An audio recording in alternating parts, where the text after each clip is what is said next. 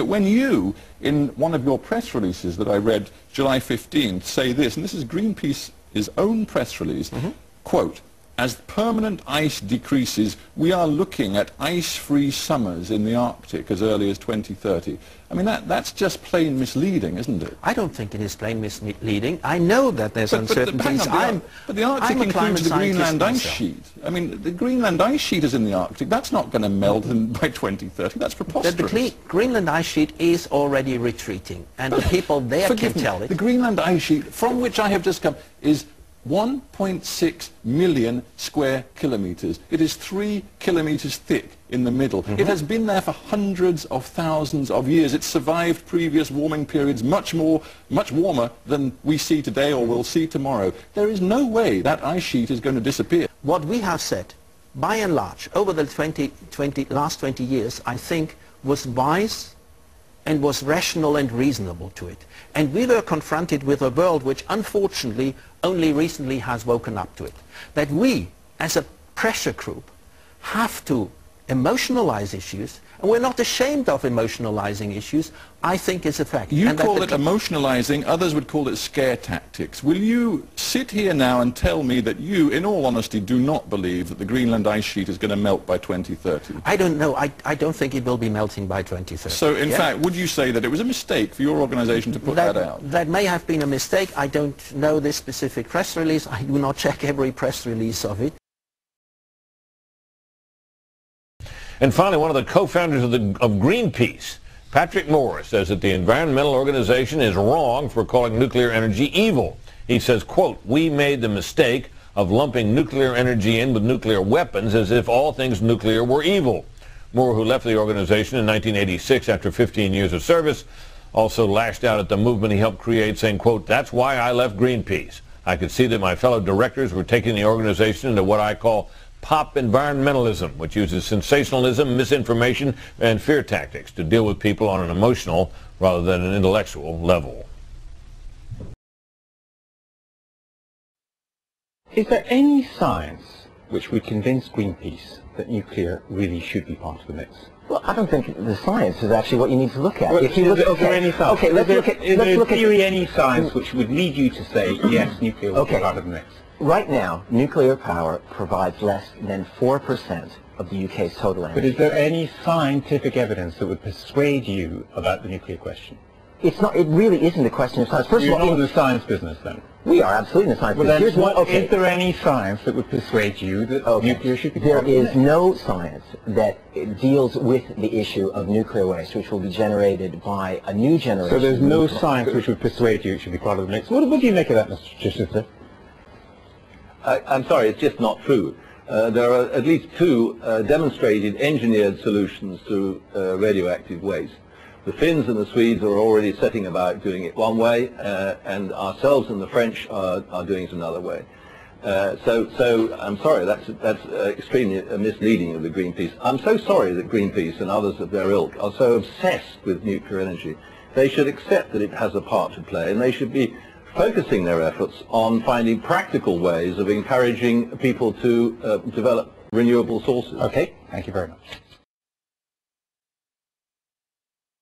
The people who are making a statement that they are anti-nuclear and because they belong to Greenpeace or the Sierra Club or whatever, they're not about to change their mind. They're in the business of being against nuclear energy. And I think that the real hope is that discussions will occur internally in these groups, and that is already starting to happen. In groups like the NRDC, for example, pretty high-level people that we know in that organization do not agree with their organization's position on nuclear energy. They agree with many other things, of course, like protecting wetlands and forests and things like that, but they disagree with the position on nuclear power because the world has changed and we're dealing with a new situation now compared to back in the 70s when it was just de rigueur to be against nuclear power if you're an environmentalist.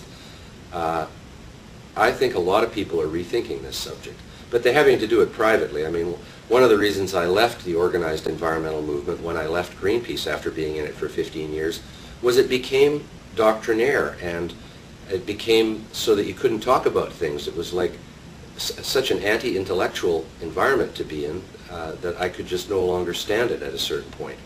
And I think it still has that problem, is that policies get institutionalized and a lot of investment is made in them, and Greenpeace simply can't change its position on nuclear energy and do an about-face, because they'd lose over half their membership, and they would be ridiculed by other environmental groups, and it would be a great big fracas.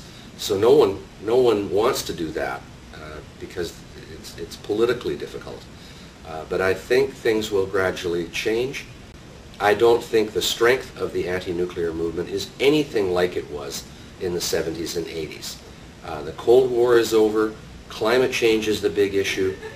Anybody who actually looks at it can see that nuclear energy not only can play an important role in reducing fossil fuel consumption, but already is playing an important role.